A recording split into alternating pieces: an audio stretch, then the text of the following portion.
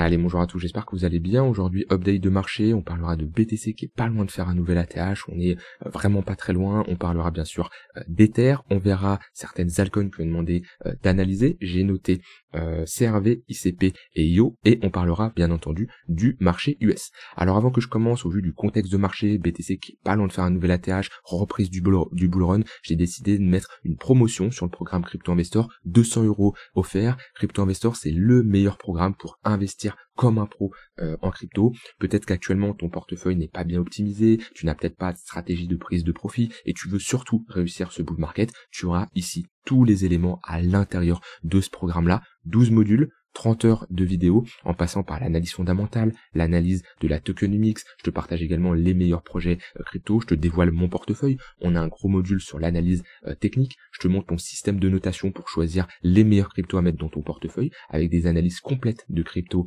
en direct. Je te fais des analyses de A à Z, tu le vois bien, 3 crypto-monnaies pour 5h15, on va vraiment en détail dans l'analyse. Ça prend pas 5-10 minutes. Non, analyse fondamentale, lecture de white paper, la roadmap, l'équipe, et j'en passe, tu verras tout ça à l'intérieur de ce module. Surtout construire un portefeuille sur mesure avec un outil qui va te permettre de déterminer ton profil et de pouvoir avoir ensuite un portefeuille adapté à ton profil.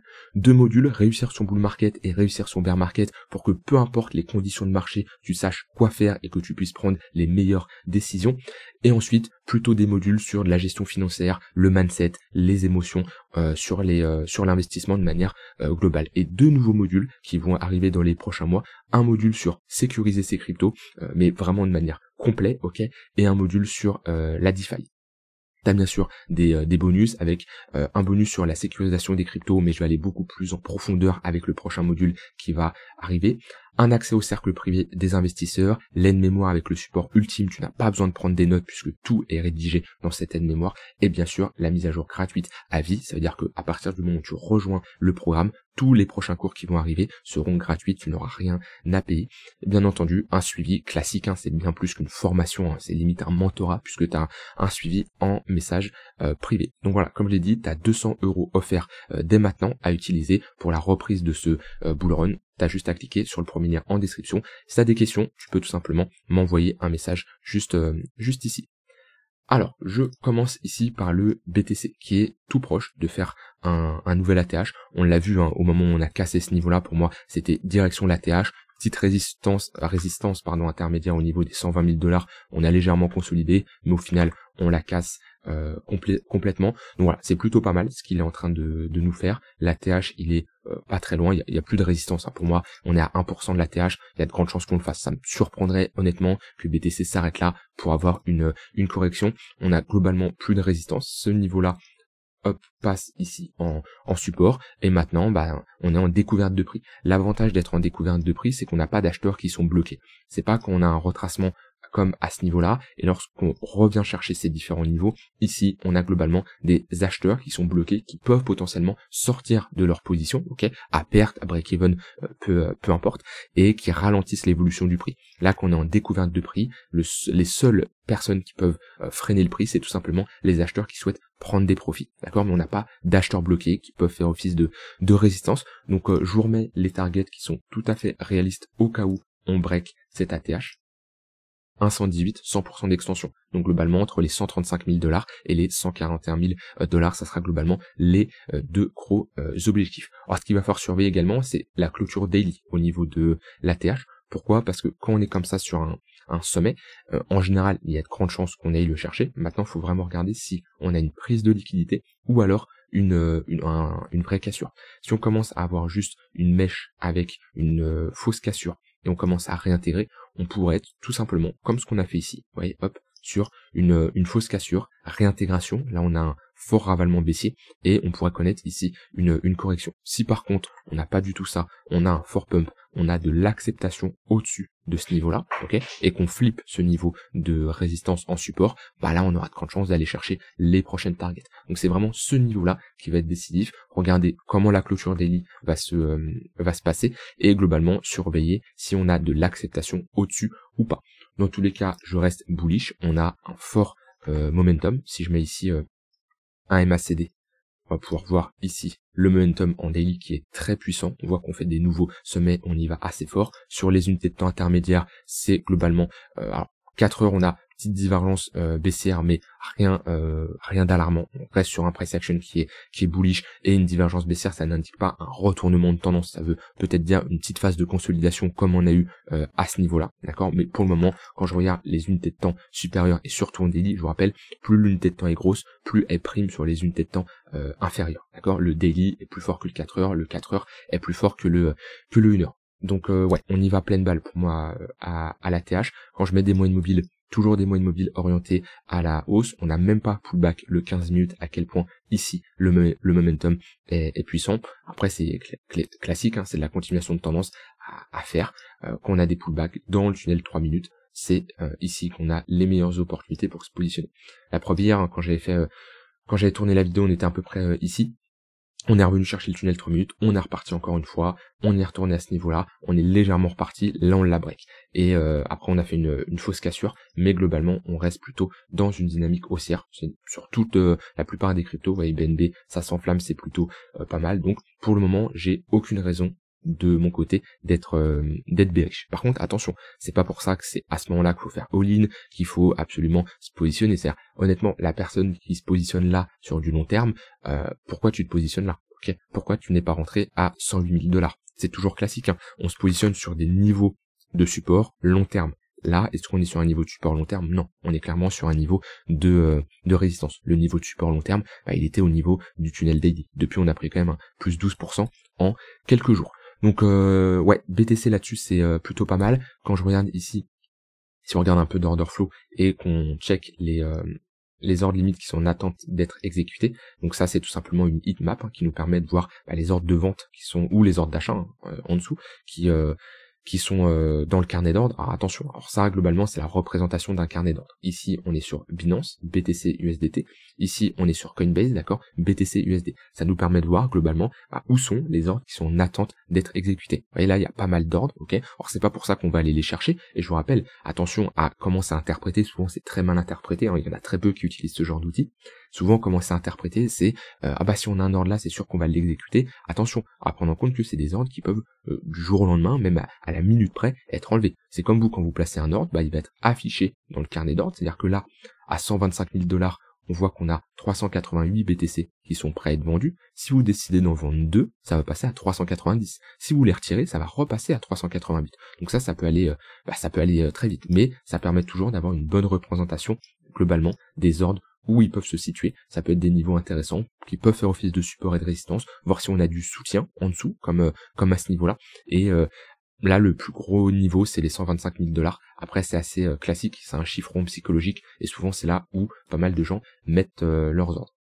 Quand je regarde ensuite au niveau de l'order flow, on a un funding rate qui est toujours assez neutre, qui ne s'enflamme pas, et ça c'est vraiment bon d'aller faire un nouvel ATH sans avoir un gros funding rate. On le voit ici, hein, souvent quand on a un funding qui est important, c'est là où on pose des tops, hein. Je vous rappelle, le funding ça permet de quoi? Ça permet de garder un prix du contrat perpétuel proche du prix du contrat spot, ok? Parce que contrat perpétuel, les futurs, prix du contrat spot, c'est deux contrats qui sont différents, d'accord? Ça permet tout simplement de coller le prix du contrat perpétuel pour pas qu'il y ait trop de manipulation. Et quand on a un funding qui est assez élevé comme ça, c'est-à-dire que les longues payent des frais aux shorts. Et quand on a des fundings qui sont fortement élevés, c'est souvent des signes qu'on a une forte euphorie, on a une forte demande, beaucoup de longues, ok, et c'est souvent ici qu'on pose des tops. Quand on regarde le bull run de 2021, avec funding fortement élevé. Par contre, quand on a des fundings en négatif, c'est souvent là qu'on pose des bottoms. Vous voyez ici, c'est le crash de FTX. Donc pour le moment, pas énormément d'euphorie là-dessus. Quand je regarde les spreads, c'est globalement pareil. Les spreads, c'est quoi? C'est la différence du prix entre le contrat perpétuel et le contrat spot. Ça nous permet de voir si on a une demande qui est plus importante sur le contrat perpétuel que sur le contrat spot. Un prix sur les futurs qui est supérieur au prix du contrat spot, ça nous indique que la demande est supérieure. Là, c'est pas spécialement le cas. On a toujours des spreads qui sont en négatif, et pareil, c'est des signes qui nous posent en général des tops. Alors, on peut y aller et y rester, hein. C'est pas dès qu'on repasse au-dessus des zéros que ça y est, il faut vendre, mais globalement, qu'on commence à s'installer à 30, 40, 50, c'est là où ça nous indique, ok, on est peut-être dans une phase d'euphorie. Donc, ce qui est intéressant, c'est là, c'est important toujours de mélanger l'analyse technique et l'euphorie. D'un point de vue technique, on casse des résistances, et d'un point de vue sentiment de marché, c'est plutôt pas mal. On n'a pas une grosse euphorie de marché comparé à certains moments où des fois on avait un pump, on faisait un nouvel ATH, on n'était pas loin et tout le monde s'excitait. Là, pour le moment, je trouve que le pump se fait un peu dans le plus grand des calmes, et ça, c'est tant mieux, j'ai envie de dire. Voilà de ce côté-là sur le BTC. Alors je vais vous montrer un trade que j'ai pris aujourd'hui, qui est toujours en cours. Un trade sur Ethena. Voilà, j'ai un setup qui s'est exécuté, setup très intéressant. Bon, je vous remets le contexte sur Ethena. Moi déjà, c'est une crypto où j'avais pris un long à ce niveau-là, lorsqu'on avait break cette phase de latéralisation. On est globalement dans un range. C'est une crypto qui a été très forte, qui a très bien pump en juillet-août, on le voit bien. On a fait ici un x3. Puis là, on a une petite correction qui a été faite. On voit moins 35%. Et globalement, on est dans une phase de latéralisation. On est dans cette phase de range. On est revenu chercher nos tunnels daily et on a eu un très bon rebond. On a eu un très bon rejet qui est venu break les précédents sommets. Donc là, moi, j'ai un signal, à ce moment-là, déjà, rejet au niveau du tunnel daily, et j'ai un signal qui nous montre, ok, on inverse notre dynamique. Comment je le vois? Déjà, théorie de dos, c'est-à-dire que on ne fait plus des sommets de plus en plus bas, vu qu'on a break ces précédents sommets, et là, on est repassé au-dessus des moyennes mobiles, au-dessus du tunnel 1 heure, au-dessus du tunnel 15 minutes. Donc moi, globalement, j'ai ici un setup qui s'est exécuté au moment du pullback dans le tunnel 15 minutes, d'accord? Donc, entrée dans le tunnel 15 minutes, invalidation en dessous le tunnel daily et en dessous le creux où j'ai eu ma réaction acheteuse, et là, globalement, j'ai comme TP d'aller chercher l'extrémité opposée. Ce qui me donne un petit risk reward là de 3 pour 1, qui est plutôt pas mal. Bien sûr, hein, si je commence à avoir des invalidations, j'aurai des prises de profit partielles. Si je commence à avoir des signes qui sont pas très bons, je sortirai. Mais voilà, un trade, hein, comme d'habitude.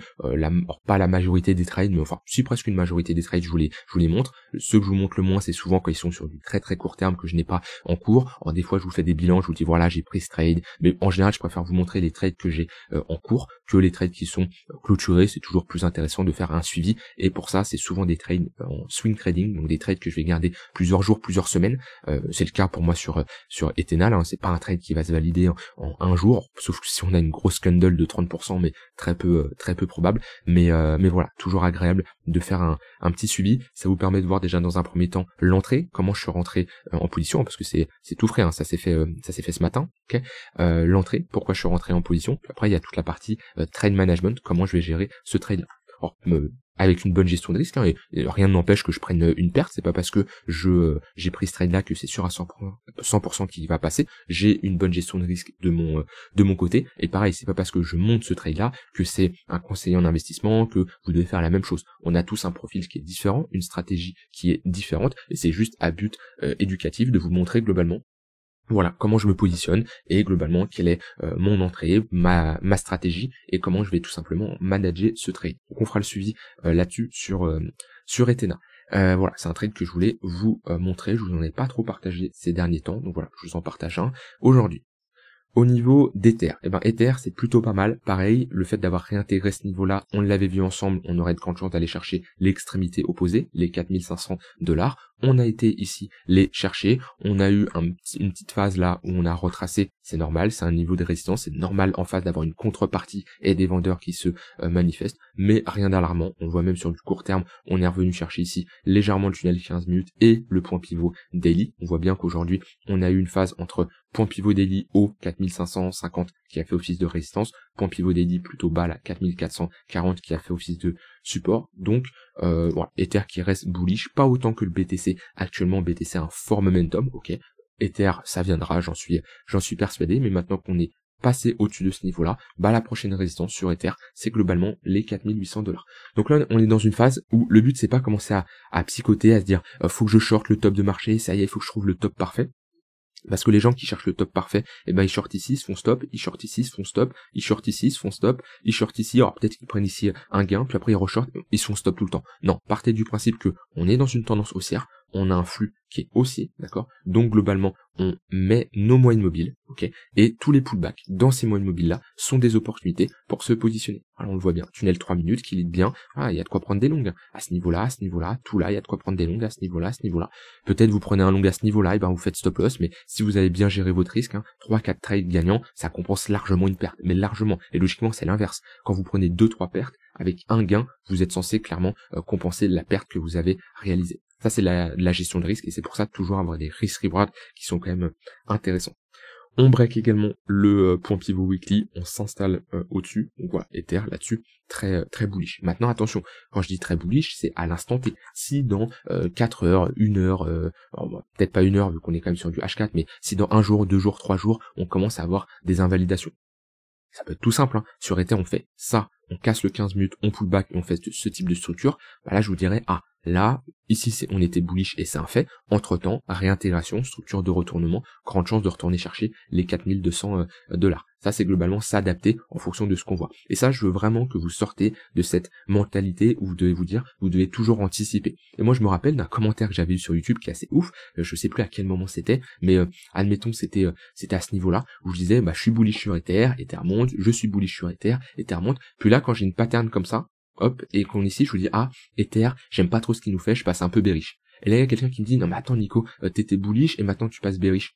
Ouais, en fait, le marché change, j'ai des signaux qui s'invergent, j'ai des choses que je veux pas voir, donc ouais, c'est pas parce que je suis bullish, par exemple, aujourd'hui je suis bullish, hier je suis bullish et je compte rester bullish tant que le marché me montre des signaux bullish, c'est pas parce que dans une semaine, dans 3 jours, je vais avoir un signal qui va pas être terrible, je vais dire, c'est pas ouf, attention, je suis méfiant, on va me dire, non mais je comprends pas, t'étais bullish, juste le marché évolue, c'est tout à fait normal de s'adapter en fonction de ce qu'on voit. Mais oui, actuellement, Ether, c'est pas mal, BTC, c'est pas mal, et on est, comme je dis, très pas loin de faire un nouvel ATH. Ça se trouve, on le vivra en live. Au niveau d'ETH face au BTC, une charte également que je surveille. Pourquoi? Parce que ici on peut voir la surperformance d'Ether face au BTC. Je vous rappelle, sur du long terme, on a posé un bottom, d'accord? Et logiquement, ça c'est des niveaux qui ne doivent absolument pas être cassés. Typiquement, quand on a ce genre de bottom, c'est très rare qu'on chasse ces creux-là. Vous voyez, c'est comme cette structure en W qu'on a réalisée, il y a très peu de probabilité qu'on repasse en dessous ces creux-là. Les structures en W, weekly, voire même monthly, sur des gros actifs, sont très rarement cassées. Maintenant, on peut connaître une phase de retracement, c'est tout à fait possible. On a eu un bon pump, hein. Si je regarde en pourcentage, voilà, on a fait comme une bonne performance, rien ne nous empêche de potentiellement retracer, s'appuyer sur le tunnel daily pour poser un bottom. Dans tous les cas, c'est pas parce qu'on a une baisse ETH face BTC que Ether va baisser face au dollar. Ça nous indique juste que en ce moment, BTC, on le voit bien au niveau de la performance, performe plus que Ethereum. Alors voilà pour BTC et Ether au niveau des altcoins actuellement. La plus intéressante, BNB, ça ne change pas. Vous voyez, c'est là l'importance de ce que je vous dis, et ça c'est cette discipline que j'ai tous les jours maintenant depuis un long moment, de tous les jours faire le taf, de regarder quelles sont les cryptos les plus fortes. Et BNB, vous pouvez pas le dire que je vous l'ai pas dit depuis un moment, je suis pas là à dire, regardez, je vous l'ai dit, non, c'est pas le but. Le but c'est ici de vous faire comprendre, parce que beaucoup cherchent des altcoins, alors je parle vraiment de trading là, de l'investissement sur du long terme, weekly, j'achète pas du BNB ici, pas possible. Par contre, ceux qui cherchent à trader sur de l'intraday ou du swing, ça marche pour les deux, beaucoup ont la mentalité de se dire, mais c'est trop, je peux pas acheter, ou attention, je vais prendre des altcoins qui sont pas chers, parce que comme ça, quand ça a pump, non, c'est pas comme ça que ça marche. Et BNB en est le cas, et plein d'autres cas qu'on a eu avant, je me rappelle de SUI, je me rappelle de plein d'autres cryptos qui ont pump et qui ont un fort momentum. Quand on a un momentum qui est très bullish comme ça, on fait de la continuation de tendance. Et BNB, c'est l'exemple parfait, où je vous l'ai dit au mois de septembre, là, c'est une altcoin qui sort du lot, qui surperforme le BTC, on le voit bien. À ce niveau-là, BNB, voilà. Si je regarde, je vais passer sur cette charte-là, vous voyez, BNB là, c'est magnifique. En H4 là, c'est magnifique. Et on a ici clairement une surperformance de BNB face au BTC. Et ben vous mettez des moyennes mobiles, et dès qu'on a des pullbacks, tunnel 15 minutes, tunnel 1 heure, hop, c'est des opportunités pour se positionner. Quand on a des phases de retracement plus importantes, tunnel H4, c'est également une bonne zone pour se positionner. Et on voit bien que, depuis un moment là, sur l'intraday, les pullbacks dans le tunnel 3 minutes, il y a des setups. On voit qu'on passe de $1000 à $1200, $1160 là, assez rapidement, plus 13-14%, ce qui est énorme, hein, pour un actif comme BNB qui est ici dans le top market cap, qui doit être du coup 4e, un truc comme ça, peut-être même 3e, 5e, ça, il y a Tether. Voilà, 5e, c'est énorme, hein, une telle évolution. On est sur l'une des altcoins les plus capitalisées, donc sur du court terme, il y a de quoi faire de la performance. Et ne vous dites pas, fais pas un x3, x4, c'est pas intéressant. D'accord? C'est toujours proportionnel à l'alcoin qu'on va trader. BNB ne va pas faire un x4 en 2 jours, c'est tout à fait normal. Mais voilà, si on prend les altcoins les plus fortes, la preuve encore, hier je vous parlais de quoi? je vous parlais de APT. Je vous ai dit, APT, c'est une crypto qui est forte. On voit bien qu'il y a une petite décorrélation actuellement. Elle sort du lot, ok, parce que hier, elle a bien performé. Bah, où est-ce qu'elle se trouve aujourd'hui? C'est également une des cryptos les plus fortes, qui performe bien. On le voit bien. Hop, si je vais de toute façon sur la chart, APT, hop. Alors, je vais pas mettre sur Coinbase parce que je vais pas avoir assez de liquidité. Voilà, on voit bien que hier, c'est une crypto qui a été forte, ok. En témoigne cette chart qui est fortement bullish. Bah, aujourd'hui, c'est encore une chart qui est bullish. Et si vous commencez à procéder de cette manière-là, prendre des altcoins fortes et les trader dans le sens du flux, bien sûr, cette altcoin, à un moment, va passer faible. Je ne sais pas quand, mais à un moment, elle va passer faible. C'est là qu'intervient la gestion du risque. C'est pour ça, hein, c'est pas juste tout beau tout rose, on prend une altcoin qui est forte, on la longue, et ça va être trop simple, ça y est, c'est fini, vous allez être rentable facilement. Non, après, il y a la gestion de risque, il y a tout ça qui va prendre en compte. Mais déjà, faites ce taf-là, d'identifier, vous, de votre côté, les altcoins qui sortent du lot, ok? Et ensuite, de votre côté, de les trader dans le sens du flux. Alors, je prends mes notes. Quel altcoin j'avais dit déjà? CRV. Alors, hop. CRV, on en est où? Toujours sur des niveaux assez bas. Tac. Globalement, toujours dans une phase de latéralisation. Pas la crypto la plus intéressante actuellement, qui pourrait le devenir si on commence à break. Alors, si on cherche si on a des stratégies de bottom, le signal intéressant, c'était au pullback de la ligne de coup. Vous voyez? Ces lignes de coup là, c'est quelque chose que je vous enseigne assez souvent. Structure en W, on la voit bien la structure ici.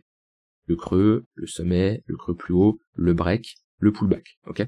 Les lignes de coup, c'est toujours des pépites, d'accord? Et je kiffe les lignes de coup parce que ça nous donne toujours de très bonnes entrées, surtout quand les structures sont comme ça, avec pas énormément de volatilité, globalement plate. Vous voyez, je préfère clairement une structure en W de ce type, où du point le plus bas là, au point le plus haut, on est à 70%, mais la volatilité, elle est quand même écrasée, comparé à ce type de structure, où, voilà, on est sur un 140%. C'est un plus gros W, c'est moins intéressant.